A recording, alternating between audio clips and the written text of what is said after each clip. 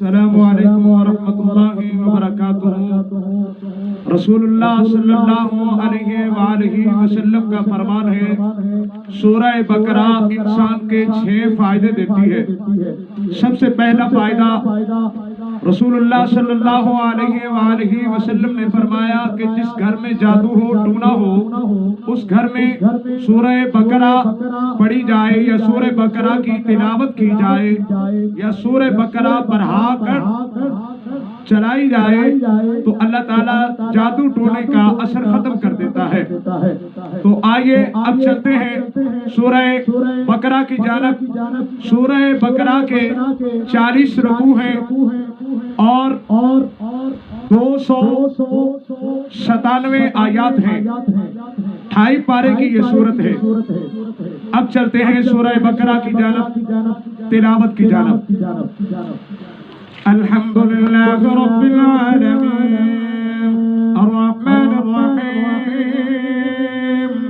मालिक यौमिद्दीन इय्याका नअबुदु व इय्याका नस्तईन इहदिनस सिरातल मुस्तकीम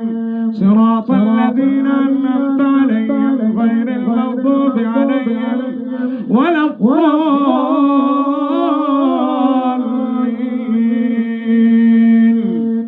आमीन।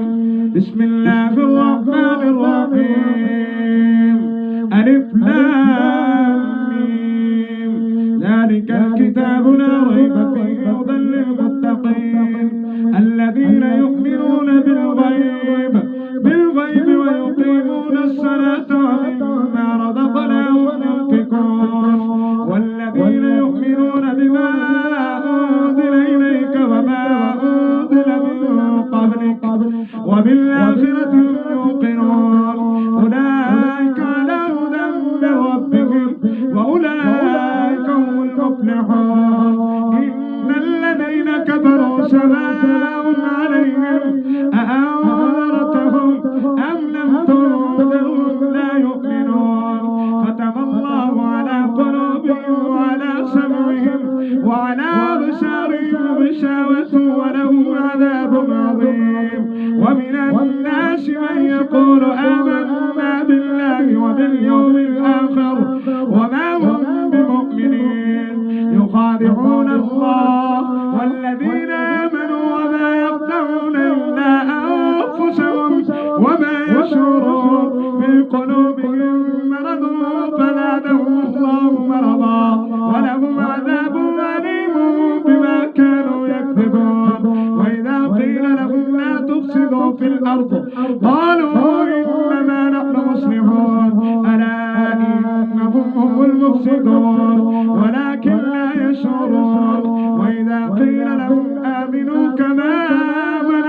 الناس قالوا أنؤمن كما آمن السفهاء ألا إنهم هم السفهاء ولكن لا يعلمون وإذا لقوا الذين آمنوا قالوا آمنا وإذا خلوا إلى شياطينهم قالوا إنا معكم إنما نحن مستهزئون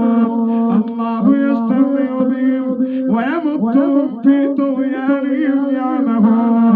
أولئك الذين اشتروا الضلالة بالهدى فما ربحت تجارتهم وما كانوا مهتدين مثلهم كمثل الذي استوقد نارا فلما أضاءت ما حوله ذهب الله بنورهم وتركهم في ظلمات لا يبصرون صم بكم عمي فهم لا يرجعون أو كصيب من السماء في ظلمات ورعد وبرق يجعلون أصابعهم في آذانهم من السماء كحذر الموت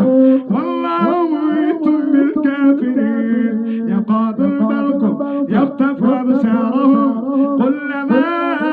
أضاء لهم مشوا فيه وإذا أظلم عليهم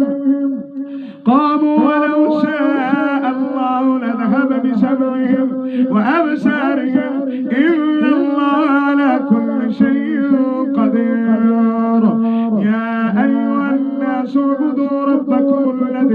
خلقكم والذين من قبلكم لعلكم تتقون الذي جعل لكم الأرض فراشا والسماء بناء وأنزل من السماء ماء فأخرج به من الثمرات رزقا لكم فلا تجعلوا لله أندادا وأنتم تعلمون وإن كنتم في ريب مما نزلنا على عبدنا فأتوا بسورة من مثله وادعوا شهداءكم من دون الله إن كنتم صادقين فإن لم تفعلوا ولا تفعلوا فاتقوا النار التي وقودها الناس والحجارة أعدت للكافرين وبشر الذين آمنوا وعملوا الصالحات أن لهم جنات تجري من تحتها الأنهار كلما رزقوا منها من ثمرة رزقا قالوا هذا الذي رزقنا من قبل وأتوا به متشابها ولهم فيها أزواج مطهرة وهم فيها خالدون إن الله لا يستحيي أن يضرب مثلا بعوضة فما فوقها فأما الذين آمنوا فيعلمون أنه الحق من ربهم وأما الذين كفروا فيقولون ماذا أراد الله بهذا مثلا يضل به كثيرا ويهدي به كثيرا وما يضل به إلا الفاسقين الذين ينقضون عهد الله من بعد ميثاقه ويقطعون ما أمر الله به أن يوصل ويفسدون في الأرض أولئك هم الخاسرون كيف تكفرون بالله وكنتم أمواتا فأحياكم ثم يميتكم ثم يحييكم ثم إليه ترجعون هو الذي خلق لكم ما في الأرض جميعا ثم استوى إلى السماء فسواهن 7 سماوات وهو بكل شيء عليم وإذ قال ربك للملائكة إني جاعل في الأرض خليفة قالوا تجعل فيها من يفسد فيها ويسفك الدماء ونحن نسبح بحمدك ونقدس لك قال إني أعلم ما لا تعلمون وعلم آدم الأسماء كلها ثم عرضهم على الملائكة فقال أنبئوني بأسماء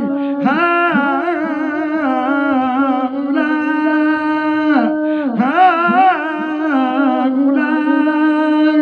إن كنتم صادقين قالوا سبحانك لا علم لنا إلا ما علمتنا إنك أنت العليم الحكيم قال يا آدم أنبئهم بأسمائهم فلما أنبأهم بأسمائهم قال ألم أقل لكم إني أعلم غيب السماوات والأرض وأعلم ما تبدون وما كنتم تكتمون وإذ قلنا للملائكة اسجدوا لآدم فسجدوا إلا إبليس أبى واستكبر وكان من الكافرين وقلنا يا آدم اسكن أنت وزوجك الجنة وكلا منها رغدا حيث شئتما ولا تقربا هذه الشجرة فتكونا من الظالمين فأضلهما الشيطان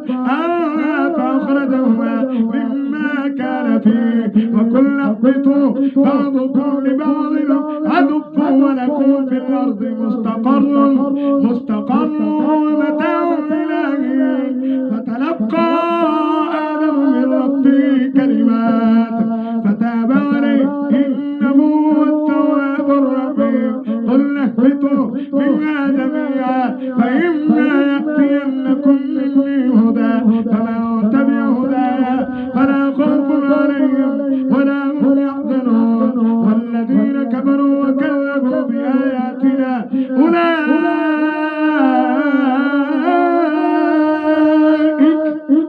أصحاب النار هم فيها خالدون.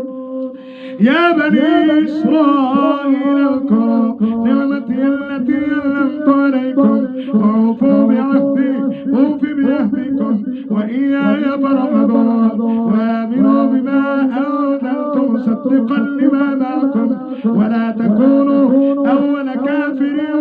به ولا تشتروا بآياتي ثمنا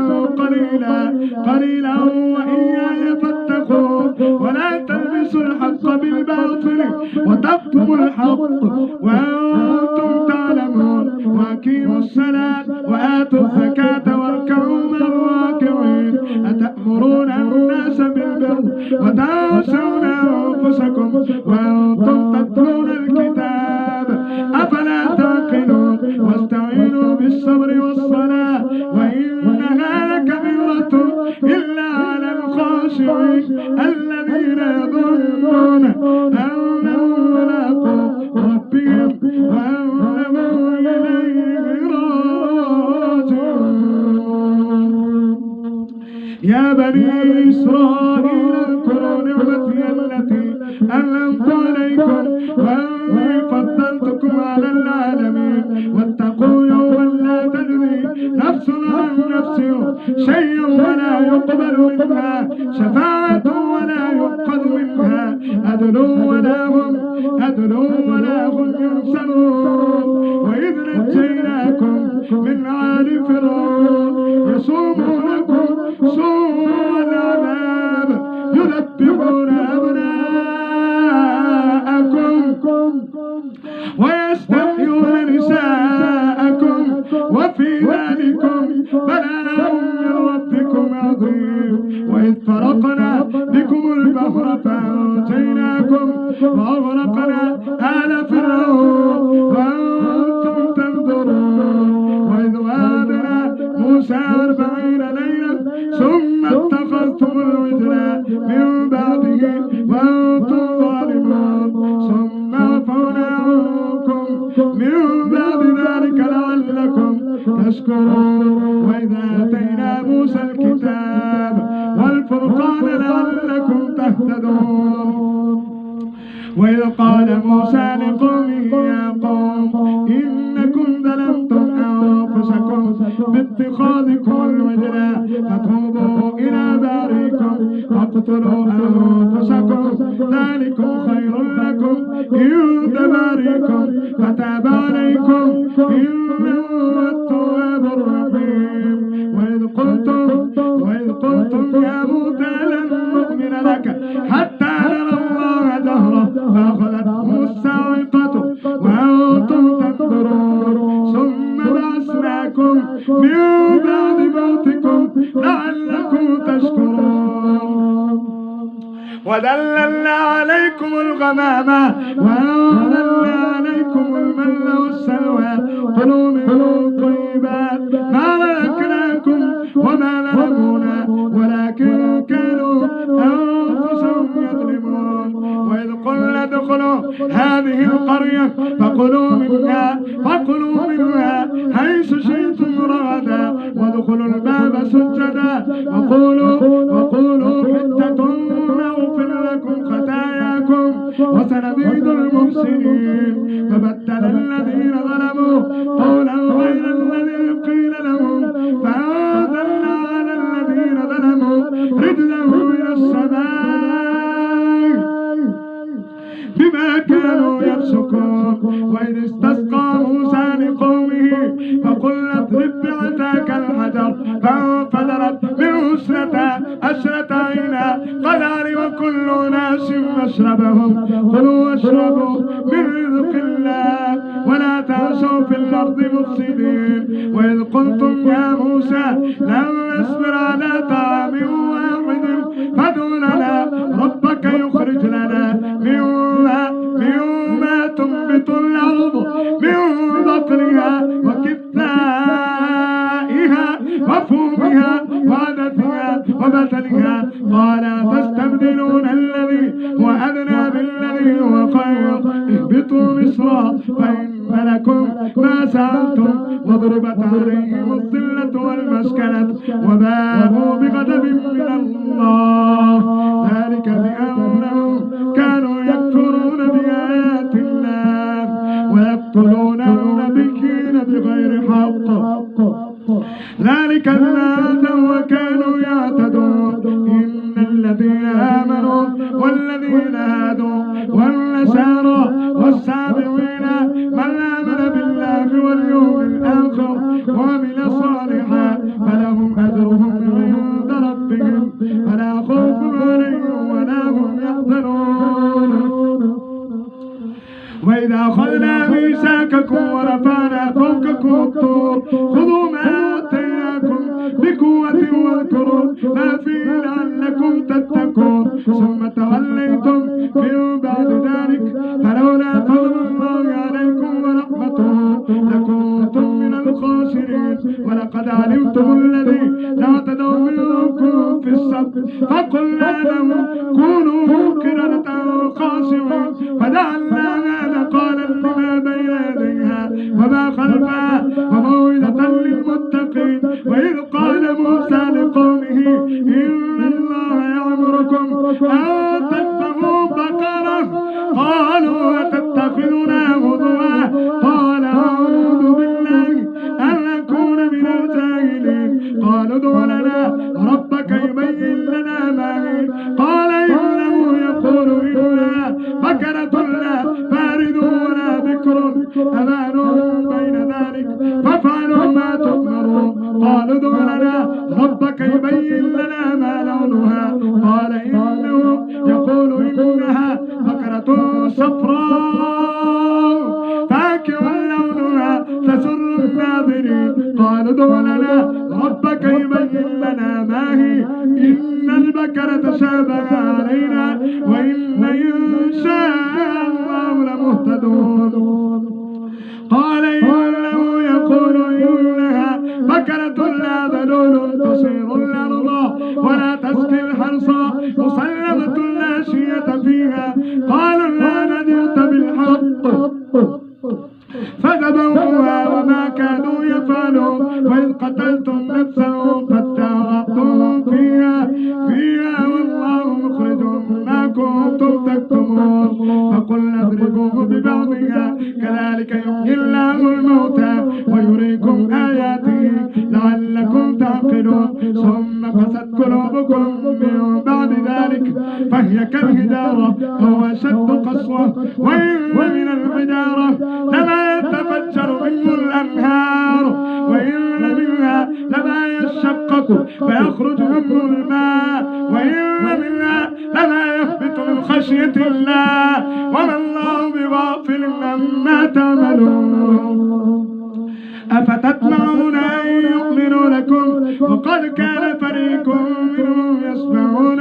كلام الله ثم يحرفونه من بعد ما أكلوهم يعلمون وإذا لقوا الذين آمنوا قالوا آمنا وإذا خلا بعضهم إلى بعض قالوا أتحدثونهم بما فتح الله عليكم ليحاجوكم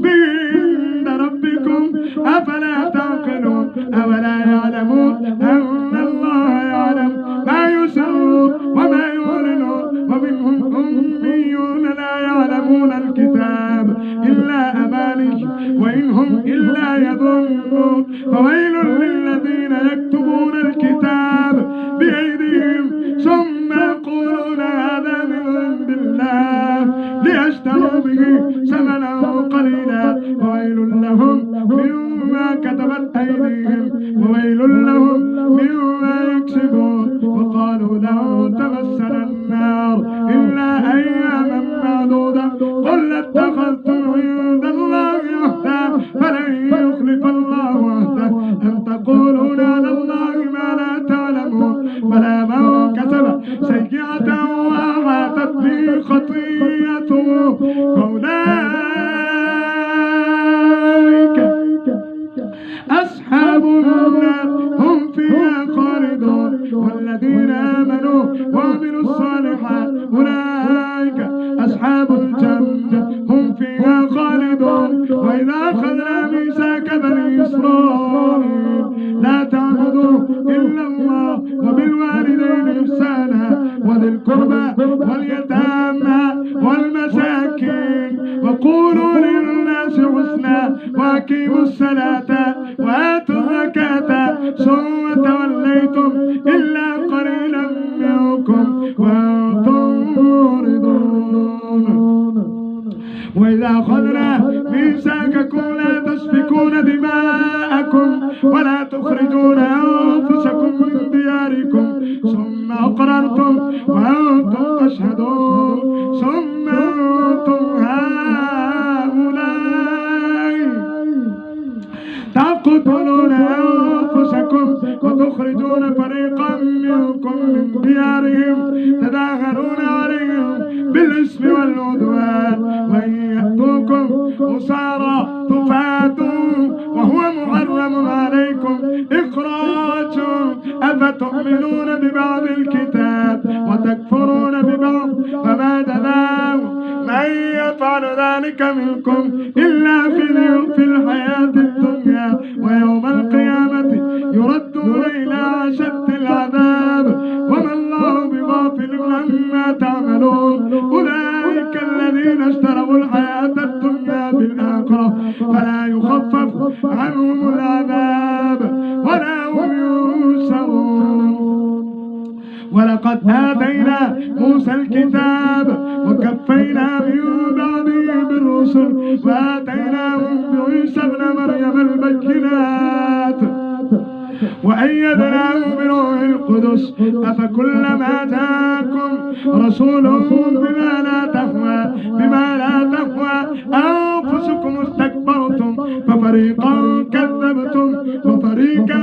تقتلون وقالوا قلوبنا غلف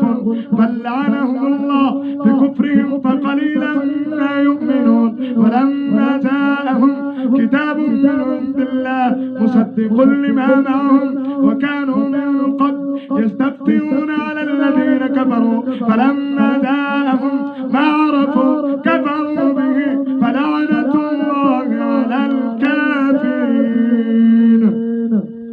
بئس ما اشتروا به أنفسهم أن يكفروا بما أنزل الله بغيا أن ينزل الله من فضله على من يشاء من عباده فباءوا بغضب على غضب وللكافرين عذاب مهين. وإذا قيل لهم آمنوا بما أنزل الله قالوا نؤمن بما أنزل علينا ويكفرون بما وراءه وهو الحق مصدقا لما معهم. قل فلم تقتلون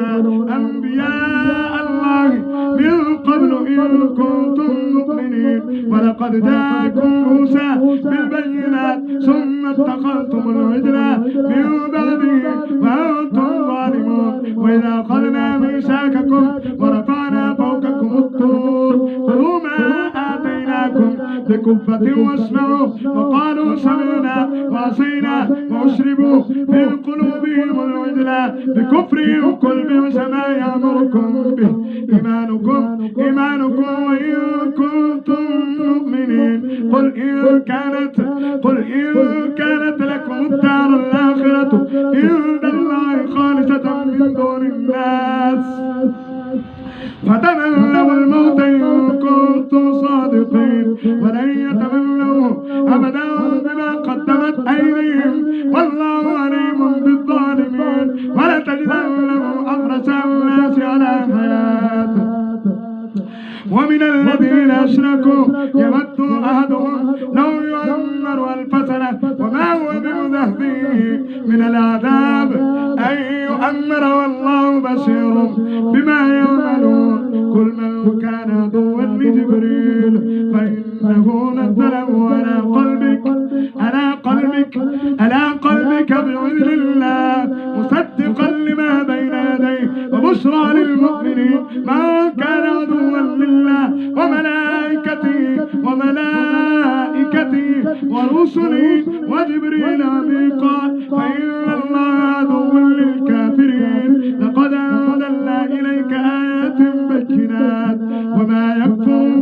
إلا الفاسقون أفكلما عاهدوا عهدا نبذه فريق منهم بل أكثرهم لا يؤمنون ولما جاءهم رسول من عند الله مصدق لما معهم نبذ فريق من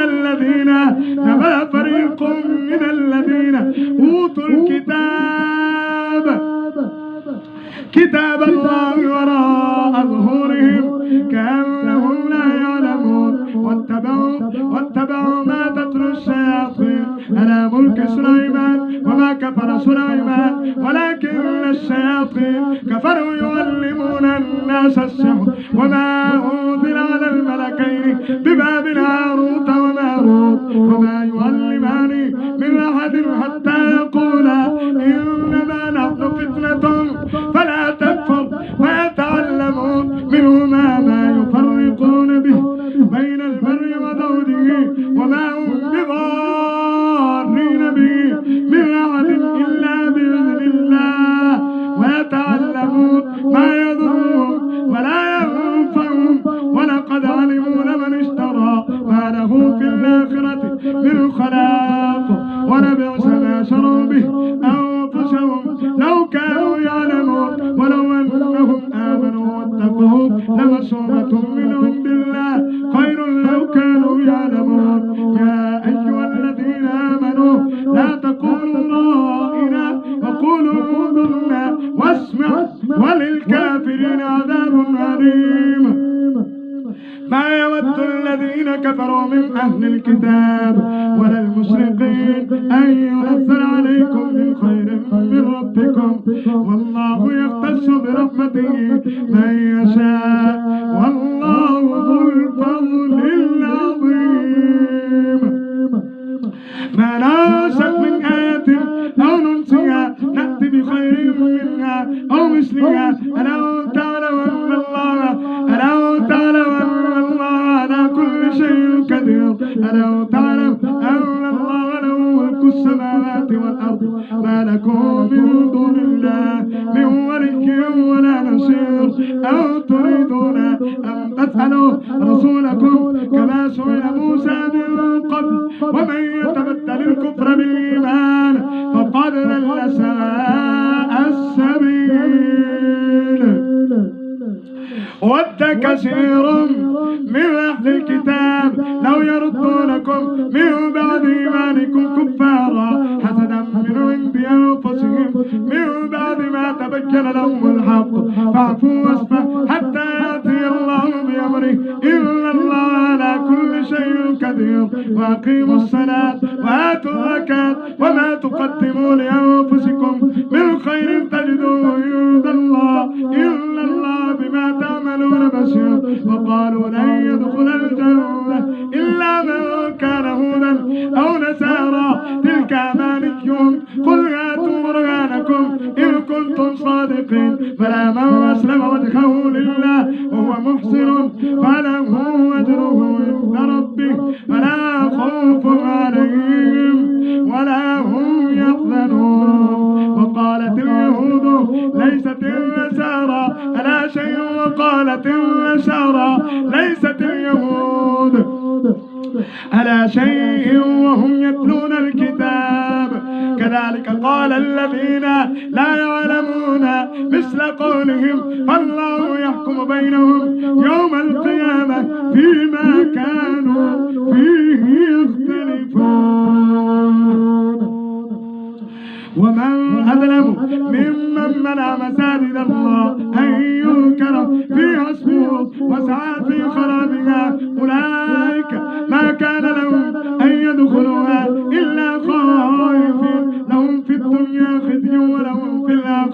ولهم في الآخرة عذاب عظيم ولله المشرق والمغرب أينما تولوا فثم وجه الله إن الله واسع عليم قالوا اتخذ الله ولدا سبحانه بل له ما في السماوات والأرض كل له قانتون بديع السماوات والأرض وإذا كلا أمرا فإنما يكون له كن فيكون وقال الذين لا يعلمون لولا يكلمنا الله أو تأتينا آية كذلك قال الذين الذين من قبلهم مثل قولهم تشابهت قلوبهم قد بينا الآيات لقوم يوقنون إنا أرسلناك بالحق بشيرا ونذيرا ولا تسأل عن أصحاب الجحيم ولو ترى أنك اليهود ولا النصارى حتى تتبع ملتهم قل إن هدى الله والهدى ولئن اتبعت أهواءهم بعد الذي جاءك من العلم ما لك من الله من ولي ولا نصير الذين آتيناهم الكتاب يتلونه حق تلاوته أولئك يؤمنون به ومن يكفر به فأولئك هم الخاسرون يا بني إسرائيل اذكروا نعمتي التي أنعمت عليكم وأني فضلتكم على العالمين واتقوا يوما لا تجزي نفس عن نفس شيئا ولا يقبل منها عدل ولا تنفعها شفاعة ولا هم ينصرون وإذ ابتلى إبراهيم ربه بكلمات فأتمهن قال إني جاعلك للناس إماما قال ومن ذريتي قال لا ينال عهد الظالمين وإذ قال إبراهيم رب اجعل هذا البلد آمنا وارزق أهله من الثمرات من آمن منهم بالله واليوم الآخر قال ومن كفر فأمتعه قليلا ثم اضطروا إلى عذاب النار وبئس المصير وإذ يرفع إبراهيم القواعد من البيت وإسماعيل ربنا تقبل منا إنك أنت السميع العليم ربنا واجعلنا مسلمين لك ومن ذريتنا أمة مسلمة لك وأرنا مناسكنا وتب علينا إنك أنت التواب الرحيم ربنا وابعث فيهم رسولا منهم يتلو عليهم آياتك ويعلمهم الكتاب والحكمة ويزكيهم إنك أنت العزيز الحكيم ومن يرغب عن ملة إبراهيم إلا من سفه نفسه ولقد اصطفيناه في الدنيا وإنه في الآخرة لمن الصالحين إذ قال له ربه أسلم قال أسلمت لرب العالمين ووصى بها إبراهيم بنيه ويعقوب يا بني إن الله اصطفى لكم الدين فلا تموتن إلا وأنتم مسلمون أم كنتم شهداء إذ حضر يعقوب الموت إذ قال لبنيه ما تعبدون من بعدي قالوا نعبد إلهك وإله آبائك إبراهيم وإسماعيل وإسحاق إلها واحدا ونحن له مسلمون تلك أمة قد خلت لها ما كسبت ولكم ما كسبتم ولا تسألون عما كانوا يعملون وقالوا كونوا هودا أو نصارى تهتدوا قل بل ملة إبراهيم حنيفا وما كان من المشركين قولوا آمنا بالله وما أنزل إلى إبراهيم وإسماعيل وإسحاق ويعقوب والأسباط وما أوتي موسى وعيسى وما أوتي النبيون من ربهم لا نفرق بين أحد منهم ونحن له مسلمون فإن آمنوا بمثل ما آمنتم به فقد اهتدوا وإن تولوا فإنما هم في شقاق فسيكفيكهم الله وهو السميع العليم صبغة الله ومن أحسن من الله صبغة ونحن له عابدون قل أتحاجوننا في الله وهو ربنا وربكم ولنا أعمالنا ولكم أعمالكم ونحن له مخلصون أو تقولون إن إبراهيم وإسماعيل وإسحاق ويعقوب والأسباط كانوا هودا أو نصارى قل أأنتم أعلم أم الله وما أظلم ممن كتم شهادة عنده من الله وما الله بغافل عما تعملون تلك أمة قد خلت لها ما كسبت ولكم ما كسبتم ولا تسألون عما كانوا يعملون.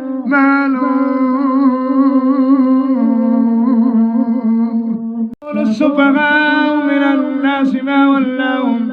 ولاهم عن قبلتهم التي كانوا عليها قل لله المشرق والمغرب يهدي من يشاء إلى صراط مستقيم. وكذلك جعلناكم أمة وسطا لتكونوا شهداء على الناس ويكون الرسول عليكم شهيدا. وما جعلنا القبلة التي كنت عليها إلا لنعلم من يتبع الرسول ممن ينقلب على عقبيه وإن كانت لكبيرة إلا على الذين هدى الله وما كان الله ليضيع إيمانكم إن الله بالناس لرؤوف رحيم. قد نرى تقلب وجهك في السماء فلنولينك قبلة ترضاها فول وجهك شطر المسجد الحرام وحيث ما كنتم فولوا وجوهكم شطره وإن الذين أوتوا الكتاب ليعلمون أنه الحق من ربهم وما الله بغافل عما يعملون. ولئن أتيت الذين أوتوا الكتاب بكل آية ما تبعوا قبلتك وما أنت بتابع قبلتهم وما بعضهم بتابع قبلة بعض ولئن اتبعت أهواءهم من بعد ما جاءك من العلم إنك إذا لمن الظالمين. الذين آتيناهم الكتاب يعرفونه كما يعرفون أبناءهم وإن فريقا منهم لا يكتمون الحق وهم يعلمون الحق من ربك فلا تكونن من الممترين. ولكل وجهة هو موليها فاستبقوا الخيرات أينما تكونوا يأتي بكم الله جميعا إن الله على كل شيء قدير. ومن حيث خرجت فول وجهك شطر المسجد الحرام وإنه للحق من ربك وما الله بغافل عما تعملون. ومن حيث خرجت فول وجهك شطر المسجد الحرام وحيث ما كنتم فولوا وجوهكم شطره لئلا يكون للناس عليكم حجة إلا الذين ظلموا منهم فلا تخشوا واخشوني ولأتم نعمتي عليكم ولعلكم تهتدون. كما أرسلنا فيكم رسولا منكم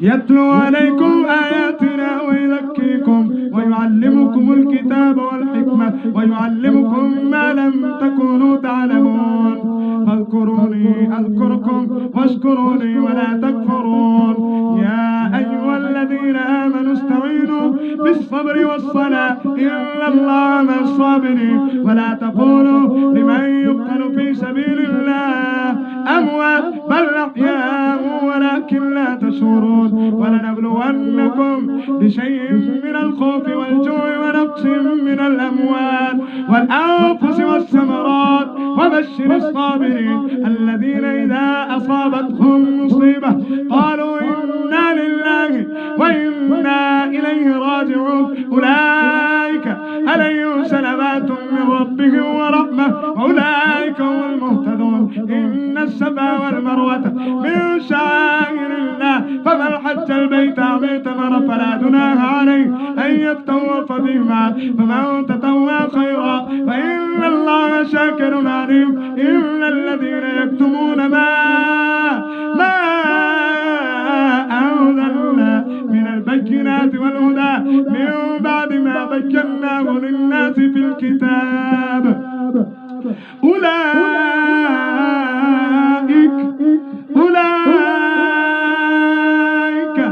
أولئك يلعنهم الله ويلعنهم اللائنون إلا الذين تابوا وأصلحوا وبينوا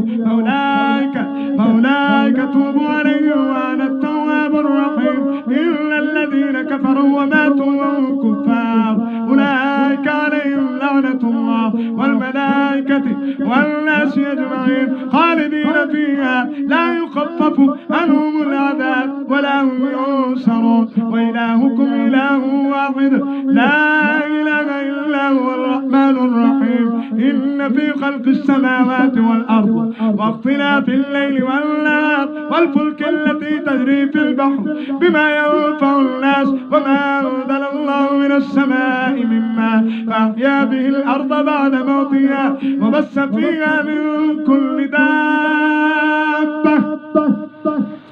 وتسريف الرياح والسحاب المسخر بين السماء والأرض لآيات لقوم يعقلون. ومن الناس من يتخذ من دون الله أندادا يحبونه كحب الله والذين آمنوا أشد حبا لله ولو يرى الذين ظلموا إذ يرون العذاب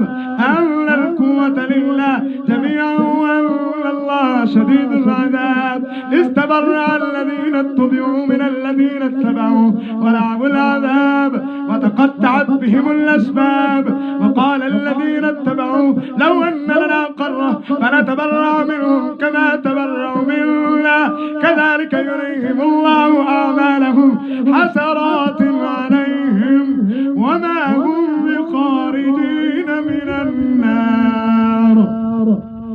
يا أيها الناس كلوا مما في الأرض حلالا طيبا ولا تتبعوا خطوات الشيطان إنه لكم عدو مبين. إنما يأمركم بالسوء والفحشاء وأن تقولوا على الله ما لا تعلمون. وإذا قيل لهم اتبعوا ما أنزل الله قالوا بل نتبع ما ألفينا عليه آباءنا أولو كان آباؤهم لا يعلمون شيئا ولا يهتدون. ومثل الذين كفروا كمثل الذي يدعو بما لا يسمع إلا دعاء ونداء ثم بكم عمي فهم لا يعقلون. يا أيها الذين آمنوا كلوا من طيبات ما رزقناكم واشكروا لله إن كنتم إياه تعبدون. إنما حرم عليكم الميتة والدم ولحم الخنزير وما أحل به لغير الله فمن اضطر غير باغ ولا عاد فلا إثم عليه إن الله غفور رحيم. إلا الذين يكتمون ما أنزل الله من الكتاب ويشترون به ثمنا قليلا أولئك ما يأكلون في بطونهم إلا النار ولا يكلمهم الله يوم القيامة ولا يزكيهم ولهم عذاب أليم. أولئك الذين اشتروا الضلالة بالهدى والعذاب بالمغفرة فما أسفرهم على النار ذلك بأن الله نزل الكتاب بالحق وإن الذين اختلفوا في الكتاب لفي شقاق بعيد. ليس البر أن تولوا وجوهكم قبل المشرق والمغرب ولكن البر من آمن بالله واليوم الآخر والملائكة والكتاب والنبيين وآتى المال على حبه ذوي القربى واليتامى والمساكين وابن السبيل والصائلين وفي الرقاب وأقام الصلاة وآتى الزكاة والموفون بعهدهم إذا عاهدوا والصابرين في البأساء والضراء وحين البأس أولئك الذين صدقوا وأولئك هم المتقون. يا أيها الذين آمنوا كتب عليكم القصاص في القتلى الحر بالحر والعبد بالعبد والأنثى بالأنثى فمن عفي له من أخيه شيء فاتباع بالمعروف وأداء إليه بإحسان ذلك تخفيف من ربكم ورحمة فمن اعتدى بعد ذلك وله عذاب أليم. ولكم في القصاص آيات يا أولي الألباب لعلكم تتقون. كتب عليكم إذا حضر ترك خيرا الوصية للوالدين والأقربين بالمعروف حقا على المتقين، فمن بدله بعدما سمعه فإنما اسمه على الذين يبدلونه إن الله سميع عليم. ومن خاف من موص جنفا أو إثما فأصلح بينهم فلا إثم عليه إن الله غفور رحيم. يا أيها الذين آمنوا كتب عليكم الصيام كما كتب على الذين من قبلكم لعلكم تتقون أياما معدودات، فمن كان منكم مريضا أو على سفر فعدة من أيام أخر، وعلى الذين يطيقونه فدية طعام مسكين، فمن تطوع خيرا فهو خير له وأن تصوموا خير لكم إن كنتم تعلمون. شهر رمضان الذي أنزل فيه القرآن هدى للناس وبينات من الهدى والفرقان، فمن شهد منكم الشهر فليصمه، ومن كان مريضا أو على سفر فعدة من أيام أخر يريد الله بكم اليسر ولا يريد بكم العسر ولتكملوا العدة ولتكبروا الله على ما هداكم ولعلكم تشكرون. وإذا سألك عبادي أني فإني قريب أجيب دعوة الداعي إذا دعاني فليستجيبوني وليؤمنوا بي لعلهم يرشدون. أحل لكم ليلة الصيام الرفث إلى نسائكم هن لباس لكم وأنتم لباس لهن، علم الله أنكم كنتم تختانون أنفسكم فتاب عليكم وعفى عنكم فالآن باشروهن وابتغوا ما كتب الله لكم وكلوا واشربوا حتى يتبين لكم الخيط الأبيض من الخيط الأسود من الفجر، ثم أتموا الصيام إلى الليل ولا تباشروهن وأنتم عاكفون في المساجد تلك حدود الله فلا تقربوها كذلك يبين الله آياته للناس لعلهم يتقون. ولا تأكلوا أموالكم بينكم بالباطل وتدلوا بها إلى الحقوق لتأكلوا فريقا من أموال الناس بالإثم وأنتم تعلمون. يسألونك عن الأهلة قل هي مواقيت للناس والحج وليس البر بأن تأتوا البيوت من ظهورها ولكن البر من اتقى وأتوا البيوت من أبوابها واتقوا الله لعلكم تفلحون. وقاتلوا في سبيل الله الذين يقاتلونكم ولا تعتدوا إن الله لا يحب المعتدين. واقتلوهم حيث ثقفتموهم واخرجوهم من حيث أخرجوكم والفتنة أشد من القتل ولا تقاتلوهم عند المسجد الحرام حتى يقاتلوكم فيه فإن قاتلوكم فاقتلوهم كذلك جزاء الكافرين فإن انتهوا فإن الله غفور رحيم. وقاتلوهم حتى لا تكون فتنة ويكون الدين لله فإن انتهوا فلا عدوان إلا على الظالمين. الشهر الحرام بالشهر الحرام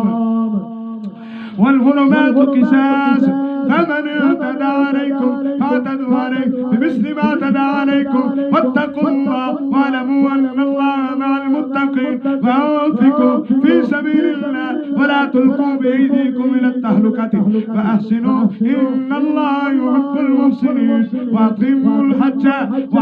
الحج والعمرة لله فإن أحصرتم فما استيسر من الهدي ولا تهلكوا رؤوسكم حتى يبلغ الهدي مهله. فمن كان منكم مريضا أو به أذى من رأسه ففدية من صيام أو صدقة أو نسك فإذا أمنتم فمن تمتع بالعمرة إلى الحج فما استيسر من الهدي فمن لم يجد فصيام 3 أيام في الحج و7 إذا رجعتم تلك 10 كاملة ذلك لمن لم يكن أهله حاضر المسجد الحرام. واتقوا الله واعلموا أن الله شديد العقاب. الحج أشهر معلومات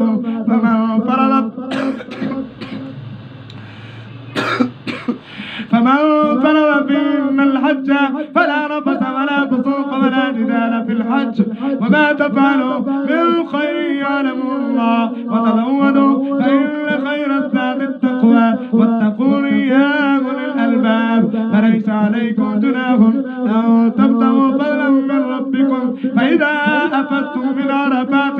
فاذكروا الله عند المشعر الحرام واذكروا كما هداكم وإن كنتم من قبله لمن الضالين ثم أفيضوا من حيث أفاد الناس واستغفروا الله إن الله غفور رحيم. فإذا قضيتم مناسككم فاذكروا الله كذكركم آباءكم أو أشد ذكرا. فمن الناس من يقول ربنا آتنا في الدنيا ما له في الآخرة من خلاق ومنهم من يقول ربنا آتنا في الدنيا حسنة وفي الآخرة حسنة وقنا عذاب النار. أولئك لهم نصيب مما كسبوا والله سريع الحساب. واذكروا الله في أيام معدودات فمن تعجل في يومين فلا إثم عليه ومن تأخر فلا إثم عليه لمن اتقى. واتقوا الله واعلموا أنكم إليه تحشرون. ومن الناس من يعجبك قوله في الحياة الدنيا ويشهد الله على ما في قلبه وهو على الخصام وإذا تولى سعى في الأرض ليفسد فيها ويهلك الحرث والنسل والله لا يحب الفساد. وإذا قيل له اتق الله أخذته العزة بالإثم فحسبه جهنم ولبئس المهاد. ومن الناس من يشري نفسه ابتغاء مرضات الله والله رؤوف بالعباد.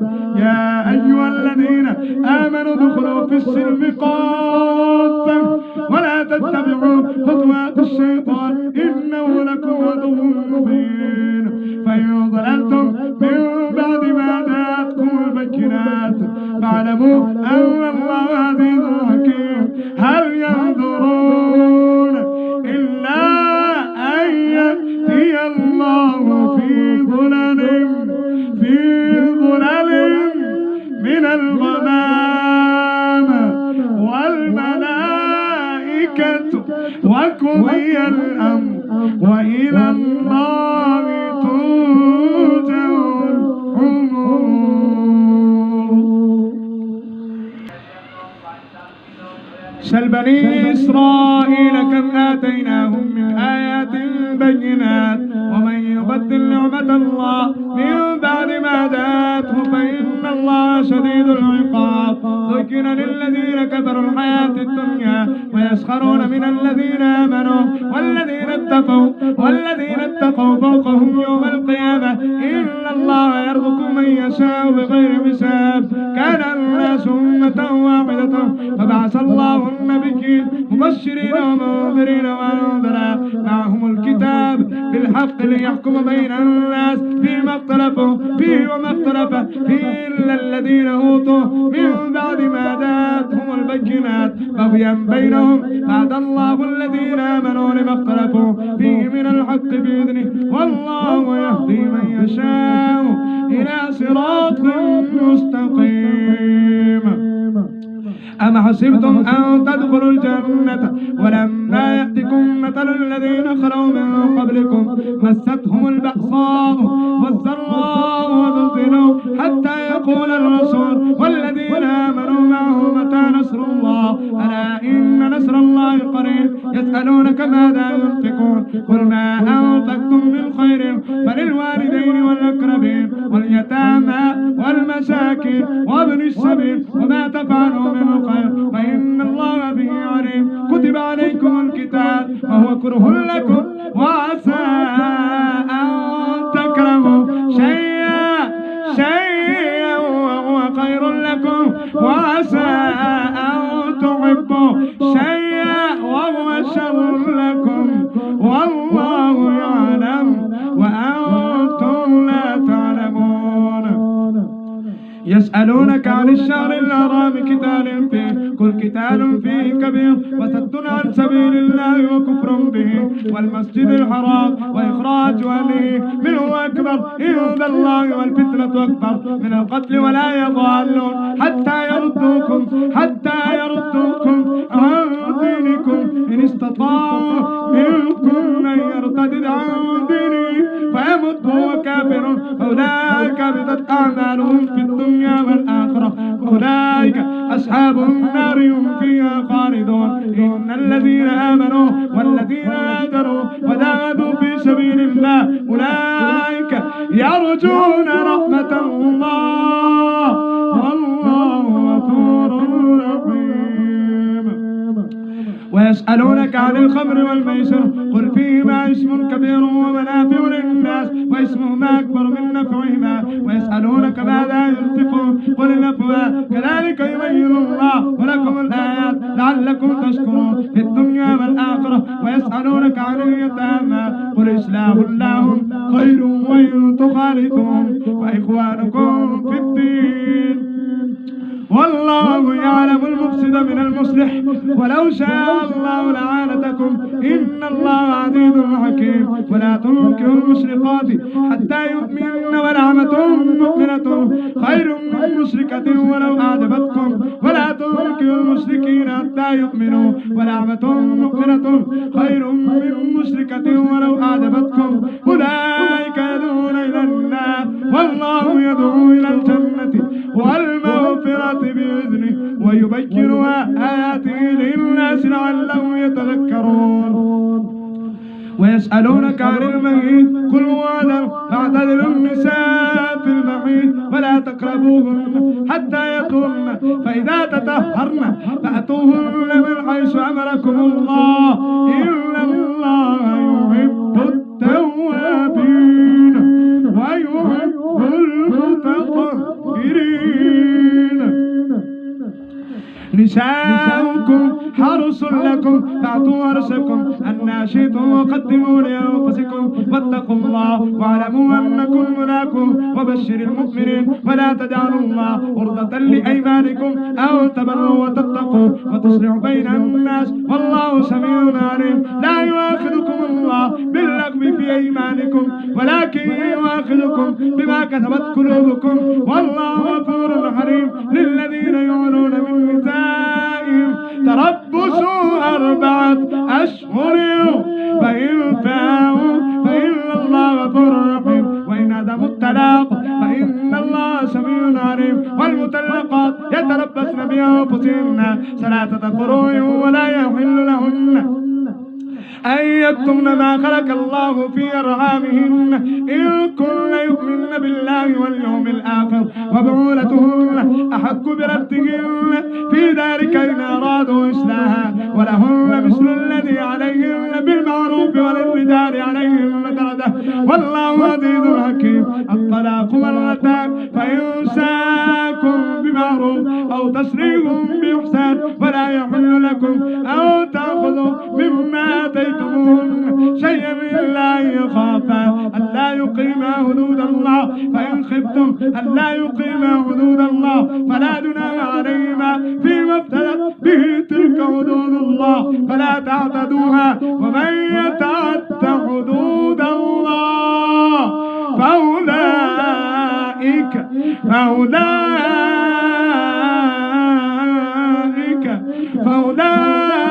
هم الظالمون. فإن طلقها فلا تحل له من بعد حتى تنكح زوجا غيره فإن طلقها فلا جناح عليهما أن يتراجعا إن ظنا أن يقيما حدود الله تلك حدود الله يبينها لقوم يعلمون. وإذا طلقتم النساء فبلغن أجلهن فأمسكوهن بمعروف أو سرحوهن بمعروف ولا تمسكوهن ضرارا لتعتدوا ومن يفعل ذلك فقد ظلم نفسه. ولا تتخذوا آيات الله هزوا واذكروا نعمة الله عليكم وما أنزل عليكم من الكتاب والحكمة يعظكم به واتقوا الله إن الله بكل شيء عليم. وإذا طلقتم النساء فبلغن أجلهن فلا تعضلوهن أن ينكحن أزواجهن إذا تراضوا بينهم بالمعروف ذلك يوعظ به من كان منكم يؤمن بالله واليوم الآخر ذلكم أتقى لكم وأطهر والله يعلم وأنتم لا تعلمون. والوالدات يرضين أولادهن حولين كاملين لمن أراد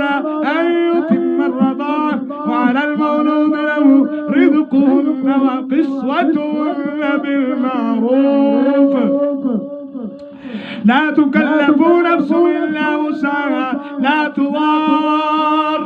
والدة بولدها ولا مولود له بولده وعلى الوارث مثل ذلك فإن أراد فسادا أو تراض منهما وتشاور فلا جناح عليهما. وإن أردتم أن تسترضعوا أولادكم فلا جناح عليكم إذا سلمتم ما آتيتم بالمعروف واتقوا الله واعلموا أن الله بما تعملون بصير. والذين يتوفون منكم ويذرون أزواجا يتربصن بأنفسهن 4 أشهر وأشرا فإذا بلغن أجلهن فلا جناح عليكم فيما فعلن في أنفسهن بالمعروف والله بما تعملون خبير. لا جناح عليكم فيما عرضتم به من خطبة النساء أو أكرهتم في أنفسكم علم الله أنكم ستذكرونهن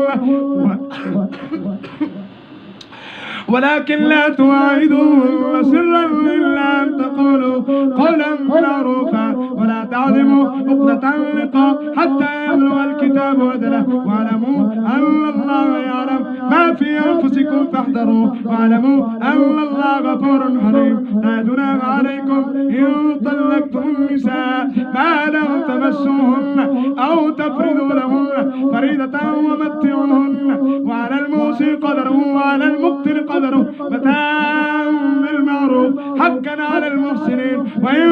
طلقتموهن من قبل أن تمسوهن وقد فرضتم لهن فريضة فنصف ما فرضتم إلا أن يعفوا أو يعفو الذي بيده عقدة النكاح وأن تعفوا أقرب للتقوى ولا تنسوا الفضل بينكم إن الله بما تعملون بصير. حافظوا على الصلوات والصلاة الوسطى وقوموا لله قانتين. فإن خفتم فرجالا أو ركبانا فإذا أمنتم فاذكروا الله كما علمكم ما لم تكونوا تعلمون. والذين يتوفون منكم ويذرون أزواجا وصية لأزواجهم متاعا إلى الحول غير إخراج فإن خرجنا فلا جناح عليكم فيما فعلنا في أنفسهن من معروف والله عزيز حكيم. وللمطلقات متاع بالمعروف حقا على المتقين كذلك يبين الله لكم آياته لعلكم تعقلون. ألا ترى إلى الذين خرجوا من ديارهم وهم ألوف حذر الموت فقال لهم الله موتوا ثم أحياهم إن الله لذو فضل على الناس ولكن أكثر الناس لا يشكرون. وقاتلوا في سبيل الله واعلموا أن الله سميع عليم. من ذا الذي يقرض الله قرضا حسنا فيضاعفه له أضعافا كثيرة والله يقبض ويبسط وإليه ترجعون. ألم تر إلى الملأ من بني إسرائيل من بعد موسى إذ قالوا لنبي الله مبعث لنا ملكا نقاتل في سبيل الله قال هل عسيتم إن كتب عليكم القتال ألا تقاتلوا قالوا وما لنا ألا نقاتل في سبيل الله وقد أخرجنا من ديارنا وأبنائنا فلما كتب عليهم القتال تولوا إلا قليلا منهم والله عليم بالظالمين. وقال لهم نبيهم إن الله قد بعث لكم طالوت ملكا قالوا أنى يكون له الملك علينا ونحن حق بالملك بالملك منه ولم يؤت سعة من المال. قال إن الله اصطفى عليكم وزاده بسطة في العلم والجسم والله يعطي ملكه من يشاء والله واسع عليم. وقال لهم نبيهم إن آية ملكه أن يأتيكم التابوت في سكينة من ربكم وبقية مما ترك آل موسى وآل هارون تحمله الملائكة إن في ذلك لآية لكم إن كنتم مؤمنين. فلما فضل طالوت بالجنود قال إن الله مبتليكم بنهر فمن شرب منه فليس مني ومن لم يطعمه فإنه مني إلا من اغترف غرفة بيده فشربوا منه إلا قليلا منهم. فلما جاء وعده هو والذين آمنوا معه قالوا لا طاقة لنا اليوم بجالوت وجنوده. قال الذين يظنون أن لم نكن كم من فئة قليلة غلبت فئة كثيرة بإذن الله والله مع الصابرين. ولما برزوا لجالوت وجنوده قالوا ربنا أفرغ علينا صبرا وثبت أقدامنا وانصرنا على القوم الكافرين فهزموهم بإذن الله. وقتل جالوت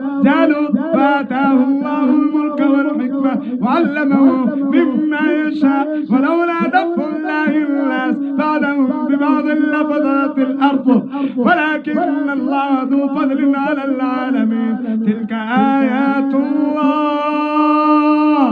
نتلوها عليك بالحق وإنك لمن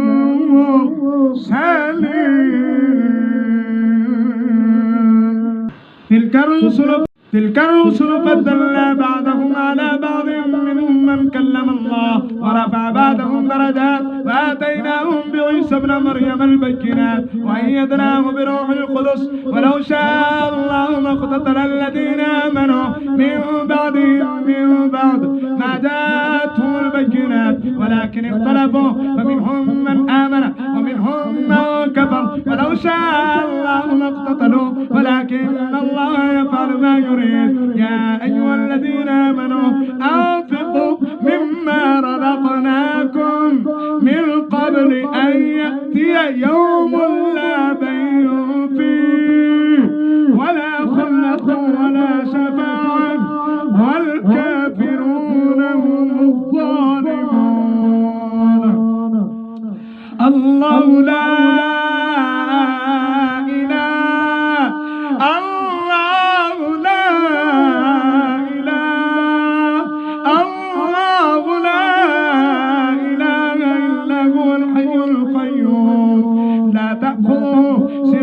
ولا نوم له ما في السماوات وما في الأرض من ذا الذي يشفع عنده إلا بإذنه يعلم ما بين أيديهم وما خلفهم ولا يحيطون بشيء من علمه إلا بما شاء وسع كرسيه السماوات والأرض ولا يؤوده حفظهما وهو العلي العظيم. لا إكراه في الدين قد تبين الرشد من الغي ومن يكفر بالطاغوت ويؤمن بالله فقد استمسك بالعروة الوثقى لا انفصام لها والله سميع عليم. الله ولي الذين آمنوا يخرجهم من الظلمات إلى النور والذين كفروا أولياءهم الطاغوت يخرجونهم من النور إلى الظلمات أولئك أصحاب النار هم فيها خالدون. ألا تر إلى الذي هاج إبراهيم في ربه أن آتاه الله الملك إذ قال إبراهيم ربي الذي يحيي ويميت قال أنا أحيي وأميت قال إبراهيم فإن الله يعطي بالشمس من المشرق فأت بها من المغرب فبهت الذي كفر والله لا يهدي القوم الظالمين. أو كالذي مر على قرية وهي خاوية على عروشها قال أن لا يحيي هذه الله بعد موتها فأماته الله 100 عام ثم بعثه قال كم لبثت؟ قال لبثت يوما أو بعض يوم. قال بل لبثت 100 عام فانظر إلى طعامك وشرابك لم يتسنى وانظر إلى حمارك ولنجعلك آية للناس وانظر إلى العظام كيف ننشدها ثم نكسوها لحما فلما تبين له قال أعلم أن الله على كل شيء قدير. وإذ قال إبراهيم رب أرني كيف تحيي الموتى قال ولم تؤمن قال بلى ولكن لي يطمئن قلبي فسرحن إليك ثم جعل على من كل جبل جذور ثم ادعوهن يأتينك سايع واعلموا أن الله عزيز حكيم. ومثل الذين ينفقون أموالهم في سبيل الله كمثل حبة أنبتت 7 سنابل في كل سنبلة 100 حبة والله يضاعف لمن يشاء والله واسع عليم. الذين ينفقون أموالهم في سبيل الله ثم لا يتبعون ما أنفقوا منا ولا أذى لهم أجرهم عند ربهم ولا خوف عليهم ولا هم يحزنون. معروف ومغفرة خير من صدقة يتبعها أذى والله غني حليم. يا أيها الذين آمنوا لا تبطلوا صدقاتكم بالمن والأعضاء كالذي ينفق ماله رياء الناس ولا يؤمن بالله واليوم الآخر فمثله كمثل صفوان عليه تراب فأصابه وابل فتركه صلدا لا يقدرون على شيء مما كتبوا والله لا يهدي القوم الكافرين. ومثل الذين ينفقون أموالهم ابتغاء مرضات الله وتثبيتا من أنفسهم كمثل جنة بربوة عتابها وابل فاتت أكلها ضعفين وابل فتل والله بما تعملون بصير. أيود أحدكم أن تكون له جنة من نخيل وعناب فعتابه الكبر وله ذرية ضعفاء فعتابها إعتار فيه نار فاحترقت كذلك يبين الله لكم الآيات لعلكم تتفكرون. يا أيها الذين آمنوا أنفقوا من طيبات ما كسبتم ومما أخرجنا لكم من الأرض ولا تيمموا الخبيث منه تنفقون ولستم بآخذيه إلا أن تغمضوا فيه واعلموا أن الله غني حميد. الشيطان يعدكم الفقر ويأمركم بالفحشاء والله يعدكم مغفرة منه والله واسع عليم. يؤتي الحكمة من يشاء ومن يؤتى الحكمة فقد أوتي خيرا كثيرا وما يذكر إلا أولو الألباب. وما أنفقتم من نفقة أو نذرتم من نذر فإن الله يعلمه وما للظالمين من أنصار. إن تبدوا الصدقات فنعما هي وإن تخفوها وتؤتوا الفقراء فهو خير لكم ويكفر عنكم من سيئاتكم والله بما تعملون خبير. ليس عليك هداهم ولكن الله يهدي من يشاء. وما تنفقوا من خير فلأنفسكم وما تنفقون إلا ابتغاء وجه الله وما تنفقوا من خير يوفى إليكم وأنتم لا تظلمون. للفقراء الذين أحسنوا في سبيل الله لا يستطيعون ضربا في الأرض يحسبهم الجاهل أغنياء من التعفف تعرفهم بسيماهم لا يسألون الناس إلحافا. وما تنفقوا من خير فإن الله به عليم. الذين ينفقون أموالهم بالليل والنهار سرا وعلانية فلهم أجرهم عند ربهم ولا خوف عليهم ولا هم يحزنون. الذين يأكلون الربا لا يقومون إلا كما يقوم الذي يتخبطه الشيطان من المس ذلك بأنهم قالوا إنما البيع مثل الربا وأحل الله البيع وحرم الربا فمن جاءه